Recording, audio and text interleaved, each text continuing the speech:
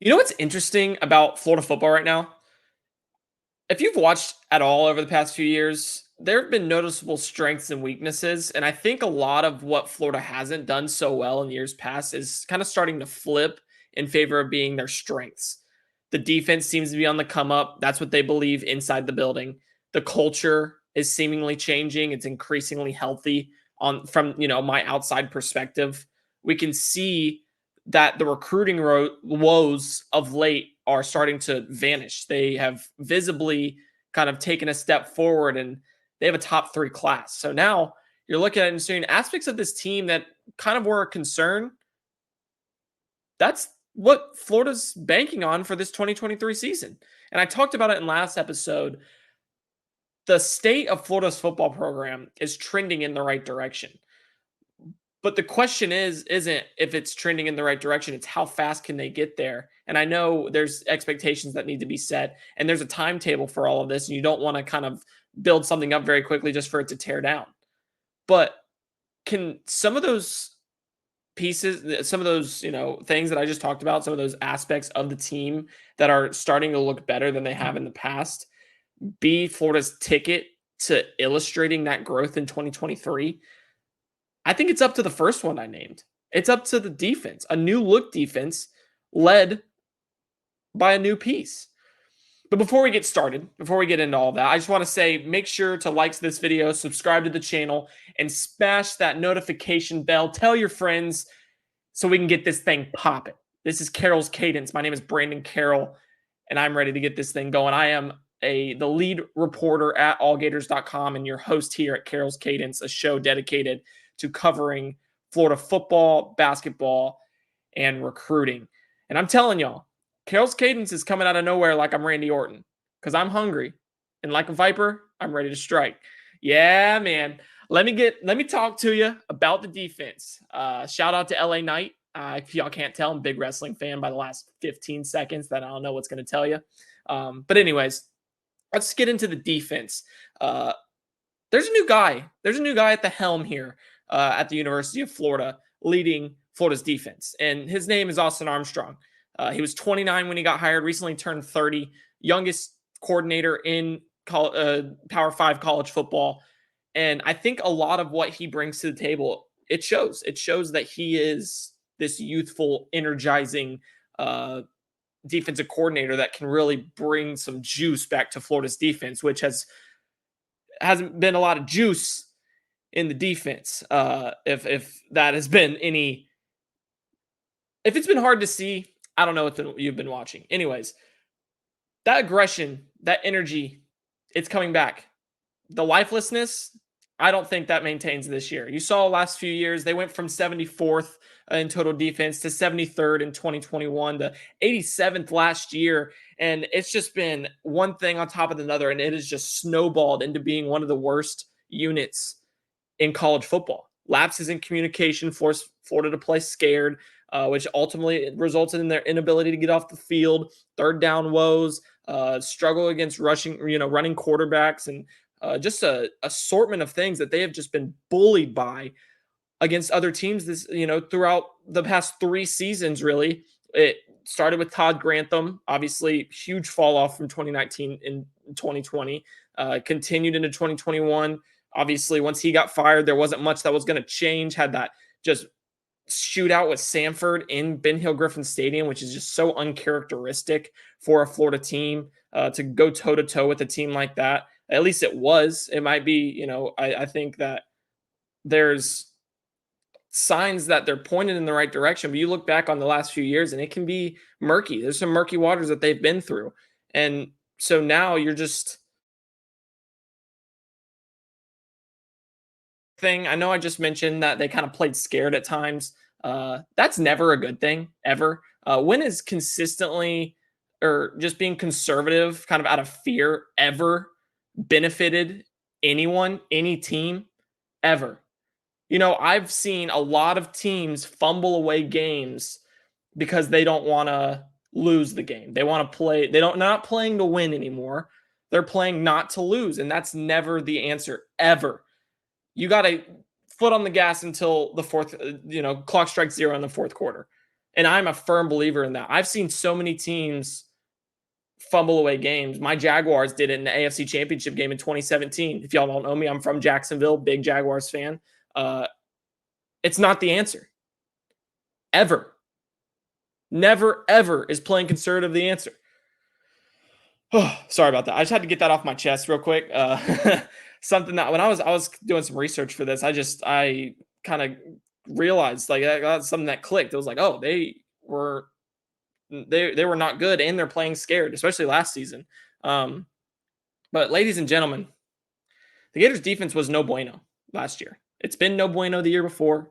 And many people, including myself, thought that would change under Patrick Toney last year. And I don't want anyone to get it twisted. That defense, the scheme he ran wasn't bad. It was actually good. I think it was great even.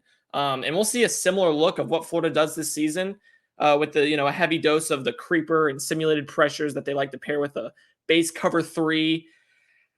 However, I think the way that he ran it, the way that he tried to operate it was the issue. And that's why Florida kind of took even a further step back that I didn't even think was possible after watching the previous 2 years to be that abysmal defense that they were in 2022.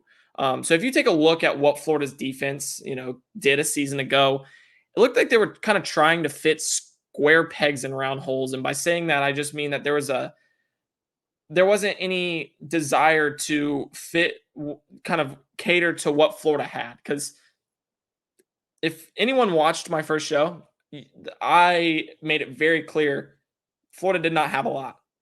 I didn't think Florida had a lot. There was not a lot of SEC caliber talent on that team. And I think that showed in production. And I think that's always going to show in production outside of a few games a year. You can scheme up to be able to compete against teams that are more talented than you on occasion, but it is almost impossible to do so consistently. It is. You cannot have that be the case, especially when you're performing in the SEC. So I think the root of that issue was obvious distrust in the back end, the safety group.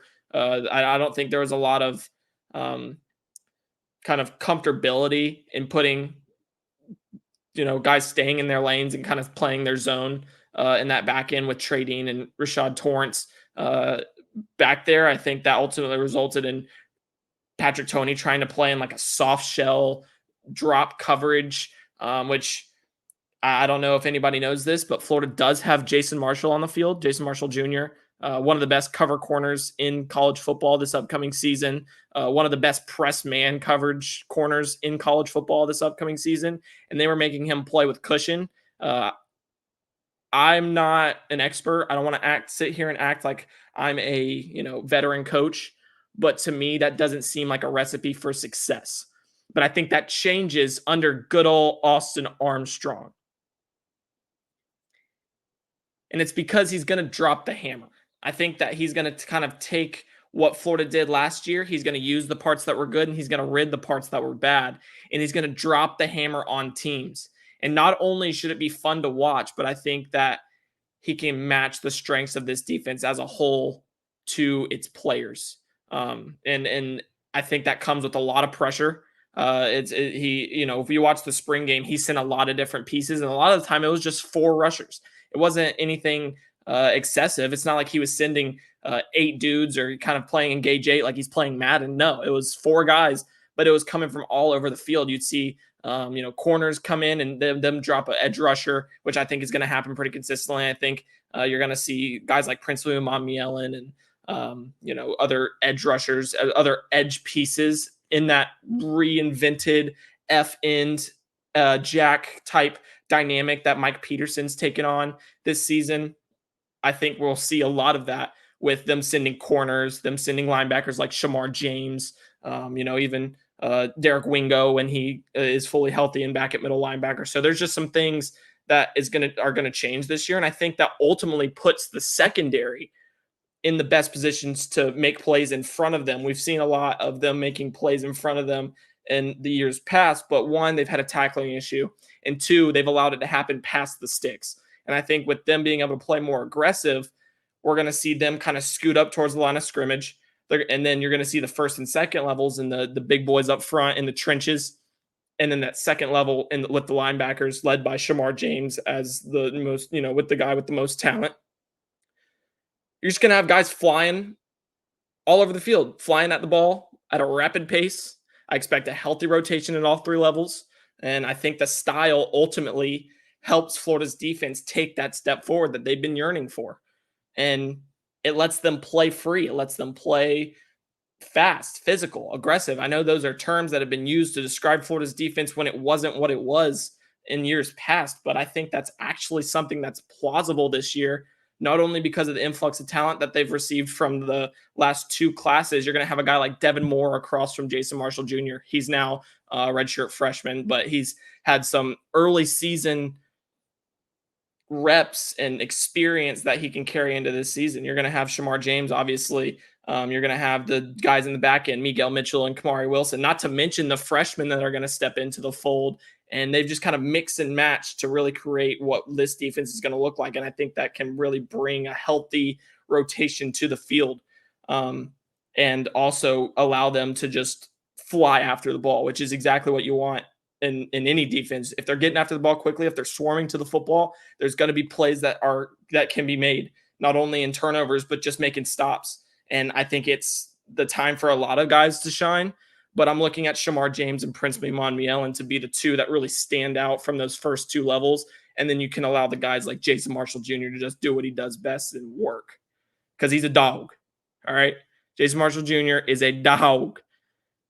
And if you let him be a dog and you let him play to his strengths and play comfortable, I have no reservations in saying you can leave him on an island and he's going to lock up whoever you put him against in the SEC. I don't care if that's, one of the best players, one of the best receivers in the league, or, just that he's just playing in his normal opposite side boundary cornerback position. You can let him mirror a guy, you can let him, follow, or you can just let him work on the opposite side and you don't have to worry about him in the slightest.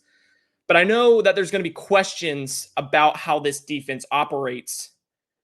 And you're going to say, hey, Brandon, all right, I understand what you're saying here, but why is this offseason, why is this defense different from what we did last year when everyone said, oh, Patrick Toney's coming in, it's going to be new, it's going to be fun, it's going to be different. And obviously that all means it's going to be better. Well, I'm so glad that all of y'all ask, because I'm going to give you two things. Like I said, system will cater to the players rather than being forced for the players being forced to kind of cater to that system. And I think that is something that goes a long way in allowing Florida to just be what it can be on defense, which is a team that allows, low mid 20s points per game kind of play there, because it's not going to be, I'm not saying this is going to be in any elite defense by any means. I think they're going to create pressure. I think they can have an opportunity to swarm to the ball and create some turnovers. And I think that they're going to be able to get off on third downs at a more efficient rate. But this isn't going to be some elite defense we saw from Florida in the 2010s. It's not. But it can be so much better. And even a slightly above average defense brings Florida their ceiling up so much more. Even their floor, it brings the floor up so much more, because not only do you have to worry about what's going on offense, but you can also kind of have some comfortability, some, just you don't have to have any reservations of how the defense is going to perform, because you know that they can be consistent. And I think a lot of that is because, number two, guys are bought in. Guys are bought into what Austin Armstrong is selling. And I wrote a story on Wednesday over at allgators.com. Make sure to go check that out if you guys get a chance after finishing this video, after finish listening, that the dudes on that defense, the guys at the top, it's not just the ones that they brought in, but the guys that are long tenured here at the University of Florida. They're ready to rock for Austin Armstrong. And that's the best thing that can happen. I talked about it in the last episode, but when your guys want to play hard for your head coach, for your defensive coordinator, for the position coaches, and for the guy beside you, there's so much credit there. You can give a team so much more. You can put a stock into a team so much easier when that's the case. And, well, that's where we're at. That's what Florida's looking to do. I think that is where Florida is at as a team. They're not the most talented. They're not going to be the most put together. They're not even going to be the most consistent, but I think that we're going to see a team that plays hard, they play fast, they play physical, and they are bought into what Billy Napier, Austin Armstrong, and every other coach on this team is selling. And Jason Marshall Jr., while we were at SEC Media Days, had the opportunity to come out there and speak. And I think he's a guy on this defense that when he speaks, everybody's going to listen because Jason Marshall Jr. is the leader. He's a projected first-round draft pick, and there's no reason for them not to listen because a lot of what he says is going to be what they look to when he's no longer there next year, probably. And he said it starts off with his energy, talking about Austin Armstrong. His energy that he brings. You see him in the hallway, he's screaming your name way down. So just his energy, and it contributes to everybody. So one person picks up on it, it's like contagious. It's going to help the defense, and I like where the defense is at right now. We're bought into the plan that Coach Armstrong is delivering. If they're bought into the plan, there's no reason for me to think that it shouldn't be better. Not great, not elite, better, which is a low bar to set, but it cannot get worse. And I think that there's a good chance that it gets exponentially better very quickly here as they get some reps under their belt in 2023. And you can't tell me that doesn't at least create the impression that this unit can be considerably advanced from last year. And like I said off rip, this might be a strength of the program. I know, crazy. But the defense might be a considerable strength of this team in 2023. Again, remember to like and subscribe to support the channel. I can't get where I'm going without all of y'all. And like I said, I want to get this thing popping really quickly. And if y'all are able to just kind of support, that means everything to me. I don't need thousands of subscribers right off the bat. I just want the people that are here willing to listen to me talk ball, whether that's football, basketball, recruiting, and just are willing to hang out and kind of just, I want to build this to be a community rather than just having listeners.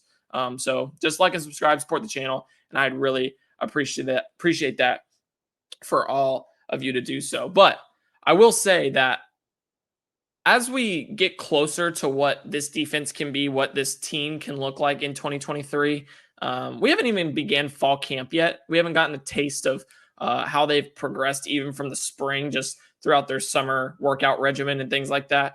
And so I'm still in a bit of a recruiting state of mind. The summer was a huge recruiting opportunity for Florida, and they cashed in with flying colors. They made their mark this offseason. And so I want to dive into a little bit of recruiting here for a team that currently holds the number 3 ranking in the nation for recruiting classes. They're behind just Georgia and Ohio State. And they're firmly putting themselves in a position to where they can not only be at the top, but they're putting themselves in a position where they can haul in a championship caliber class in 2024. Now, let me tell you what a championship caliber class is before I get into much more. That's a top 5 class.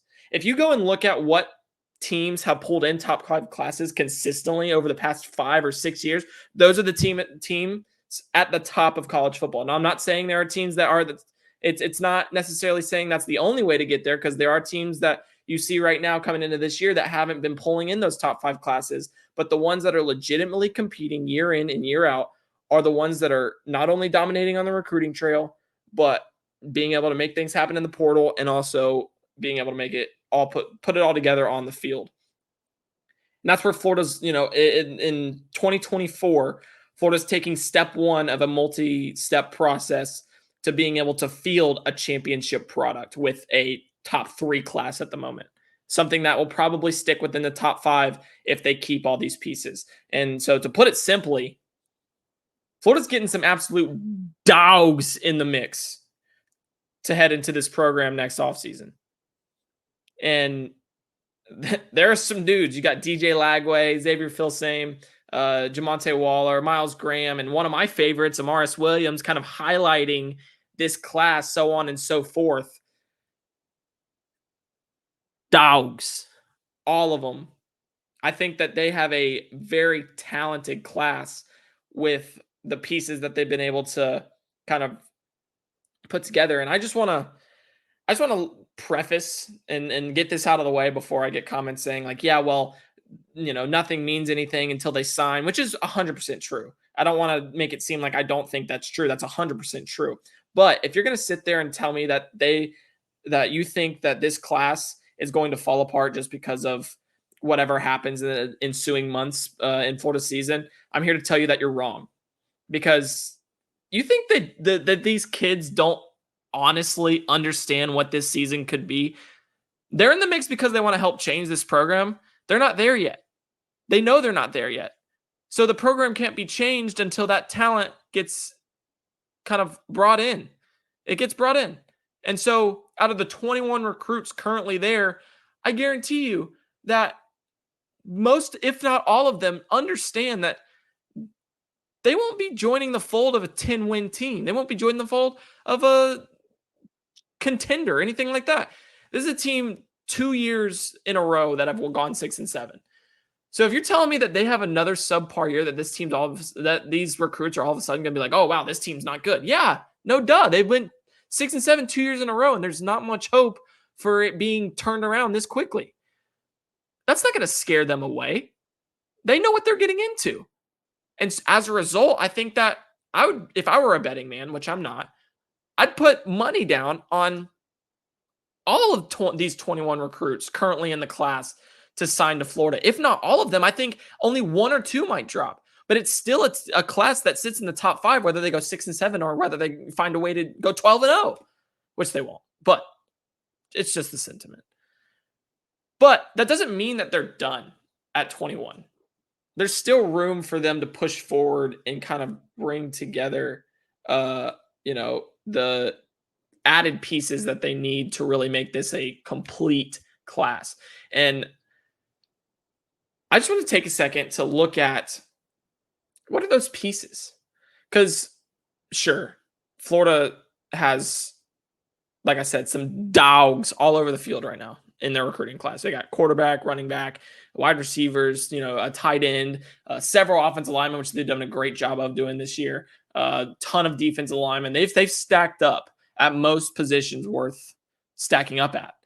And I think there's only really a few open voids left for them to fill heading into the 2023 season, which is exactly the point they wanted to be.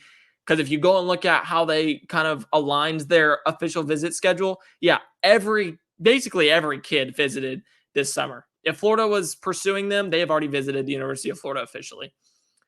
But there's a few kids that they're still looking at as potential additions to their class. And I just want to break down some of those spots. But I think the number one biggest need moving forward is cornerback. And I know it's a weird thing to think of. Oddly enough, the position that also has the best coach and the best recruiter kind of aligned into one, at least in terms of resume, in Corey Raymond, is the spot that's the most glaring hole. And that might be concerning to some. I think there is still opportunity for Florida to make a mark in this class at the cornerback position. And right now they've recently got their first piece at the spot with Teddy Foster. And I think he's kind of, another high ceiling evaluation, long limbs. He's kind of a player that doesn't really understand the cornerback just being a cornerback yet, but he's such a high level athlete. He reminds me a lot of Jakeem Jackson last year. And I think that he'll see a similar rise in the rankings as Jakeem did last season. Although I don't think it's as astronomical, as, meteoric as Jakeem's was, because I think honestly, Jakeem is going to be the next man up at cornerback. He's going to be the one that follows Jason Marshall Jr. and potentially even Devin Moore as those next great Gator corners. And that's what Teddy Foster has a potential to be on a lower scale. Someone that Florida evaluates early, takes a chance on, and then he moves up to being in his rightful setting as one of the top cornerbacks in the nation, and someone that Florida's getting ahead of the curve on. But other than that, that's it. That's all they have.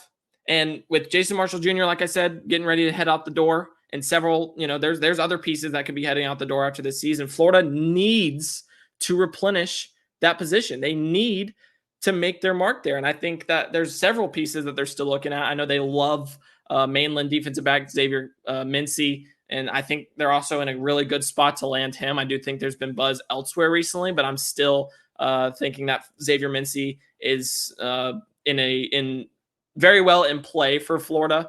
And then you're also looking at them continuing to apply pressure for Tampa Catholic's Jameer Grimsley, Jamari Howard, Wardell Mack, and just this pieces like that. Even though Grimsley's committed to Alabama, the other two are still on the open table. So they're looking at pieces that are very talented that can potentially be Gators.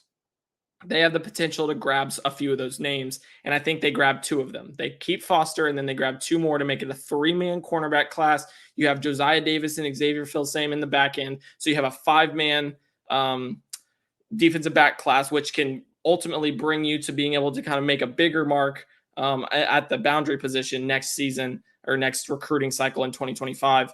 After there were some ups and downs for it this year, but I'm not 100% sold that it is going to be that's catastrophic to this team. It's the only position that is really in need of players at this point. And if they even get one of those names that I mentioned, I think it takes this class from not only being elite, but to being complete at the same time. And the other one I'm looking at for Florida is offensive line. I know I mentioned how they've done a good job at being able to bring in pieces. I do think they're looking for one more kind of swing piece that they can utilize. Obviously, they brought in Fletcher Westfall earlier this month, which I think was huge. That can't be overstated how big of a win that was for Florida because of where they've been recently with being able to kind of bring in offensive tackle, offensive line talent in general. And then obviously have like the Marcus Mazcoles, Noah Porton-Joggin, Mike Williams, things like that, or pieces like that. And now it's really just a matter of they just want to continue to equip depth. And I think while they have four pieces in there that are legitimately guys that can play, they want to bring at least one more in that can be a swing tackle who can play tackle or guard just to replenish the depth that hasn't been there in recent years. And after last year where they kind of struggled again in offensive line recruiting, they need one more piece. And to me, names like Ori Williams and Jordan Seaton from IMG Academy stand out as the most, they stand out the most as some of the best uncommitted prospects that Florida could make a run at and are making a run at as we get into the season. And if you would have asked me about those two pieces a few weeks ago, I'd have told you that Ori Williams was arguably, a Gator. I thought he was leaning heavily toward Florida, but I do think there was some bumps in the road there recently. I think LSU's kind of taken the top spot in his recruitment. I'm not saying it's over. I'm not saying they can't get back in on it, but I do think that he is heavily leaning towards the Tigers, and that hurts Florida because they did view him as one of the top tackles. They viewed him up there with Fletcher Westfall as a legitimate bookend tackle, which would have been great to get two in the same cycle, although his ranking doesn't necessarily illustrate that. They are in a position now where they have to kind of look elsewhere, and they're looking at Jordan Seaton, which they're looking at him no matter what. I think he's a +1 in this class. No matter where they're at, they're going to take him just because I think that he can do so much. And this man is a mauler. He's all about his business. He's all about football. He is he's an offensive lineman that you want on your team he's not really about the nonsense. And I think a lot of, guys understand that. And as a result, there's been one of the quietest recruitments in the 2024 cycle. There's been nothing going on about Jordan Seaton. And so it's hard to really get a strong gauge of where he's leaning, where he wants to go. But I'm confident that as of right now, Rob Sale and Darnell Stapleton are firmly in that mix at the recruitment table, being able to kind of make their voices heard and have an opportunity to lure him to Gainesville. And I don't think that they're going to leave that position at the table anytime soon. He's a guy that the process for him will either go all the way to signing day or it's going to get cut randomly in the middle of the week, in October when no one's heard anything about it. I'm committed. And then we're not going to hear from him again until he's playing at the collegiate level in a few years. And I think that's exactly how it's going for him. But when that decision does come, I would be almost, I'm not saying it's going to happen, but I would not be shocked if he's putting an orange and blue Gator hat on his head for his collegiate commitment. And to wrap it up, I want to talk just a tad about how Florida is in a great position, like I've said multiple times in this 2024 class, but there's a difference between a good, a great, and an elite class. And I think it's landing the big fish. It's landing the guys that are it's landing the 5 stars. And I know that's, that I think there are some discrepancies in rankings, but at the end of the day, 5 stars are bigger hits than many people give them credit for because there's only 32 of them. It hovers around the 32 mark each year. And you look at how many of those guys go on to be great players at the collegiate and NFL level, you got to get them. And that's what, a school like Georgia has been so good at doing for so long, in the last few years, what Alabama's been good at doing for so long, what an Ohio State's been able to do. And, just getting those pieces is so important to how you operate a program. And I think Florida has put themselves in a position where they got their rod and reel ready to go. They're casting their lines and they're trying to kind of catch some big fish as we head into this season. That's what the regular season is for. They're worried about football, strictly business, and the big fish. And they put themselves in an area in a position where they can focus on that area. And the big fish include guys like Jeremiah Smith. Seems like a hard lock to Ohio State, but Florida's kind of been a major player there as the team that if there was a potential to pluck him away from Ohio State, it very well could be Florida. I'm not necessarily sure that's going to happen. I would honestly say that I think he ends up at Ohio State with Brian Hartline, who is the best wide receiver coach in college football at the moment.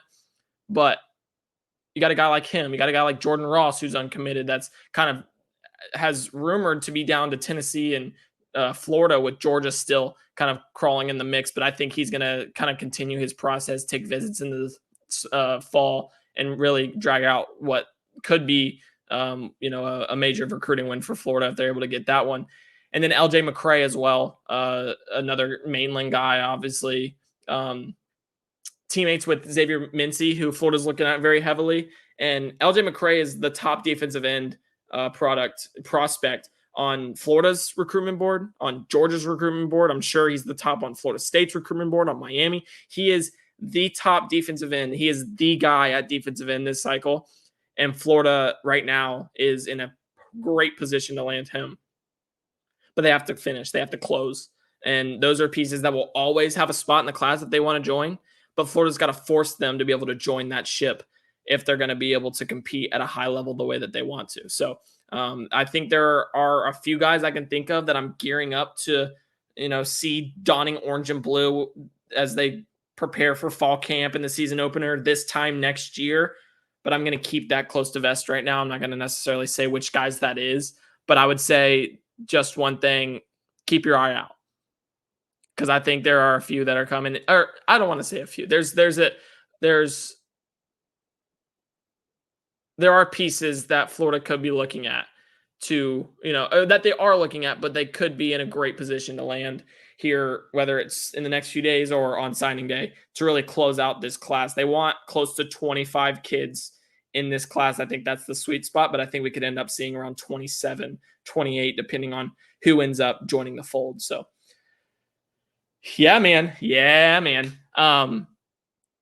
Thank you for listening to another episode of Carroll's Cadence. My name is Brandon Carroll, the lead reporter at allgators.com, and also your host here on this channel, which I look to be continuing to pump out content. And I got some things in the works. It's up to something season. I know this is, something that we've kind of made really quickly here, but I'm not going to stop being up to something. So everyone, please like and subscribe. Come back to the channel. And I appreciate everyone's support. And I look forward to continue chopping it up with each and every one of you on Mondays, Wednesdays, and Fridays. So signing off here from Carroll's Cadence. My name is Brandon Carroll. Everyone have a great weekend.